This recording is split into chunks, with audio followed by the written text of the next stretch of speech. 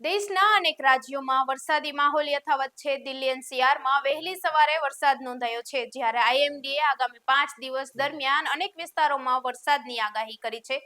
23 રાજ્યોમાં આજે વરસાદની શક્યતા વચ્ચે કેટલાક વિસ્તારોમાં તેજ પવન સાથે ગાજવીજની પણ આગાહી કરવામાં આવી છે. હવામાન વિભાગની આગાહી અને કયા રાજ્યોમાં રહેશે વરસાદી અસર. દિલ્હી એનસીઆરમાં વહેલી સવારે વરસાદ પડ્યો હતો. આગામી 5 દિવસ દરમિયાન દિલ્હી અને આસપાસના વિસ્તારોમાં વચ્ચે વચ્ચે વરસાદની શક્યતા છે. આઈએમડી મુજબ આજે દેશના 23 રાજ્યોમાં વરસાદ પડી શકે છે. કેટલાક વિસ્તારોમાં 60 થી 70 કિલોમીટરની પ્રતિ કલાકની ઝડપે પવન ફૂંકાવાની આગાહી છે. હિમાચલ પ્રદેશ, ઉત્તરાખંડ અને જમ્મુ કાશ્મીરમાં ભારે વરસાદની શક્યતા છે. પહાડી વિસ્તારોમાં વરસાદને કારણે ભૂસ્ખલનનું જોખમ રહે છે. ઉત્તર પ્રદેશના અનેક જિલ્લાઓમાં ગાજવીજ સાથે વરસાદ અને તેજ પવનની આગાહી કરવામાં આવી છે. ગુજરાત, રાજસ્થાન, મધ્યપ્રદેશ, મહારાષ્ટ્ર, બિહાર, ઝારખંડ અને ઓડિશા, પશ્ચિમ બંગાળ, આસામ, મેઘાલય અને કેરળમાં પણ વરસાદની શક્યતા છે.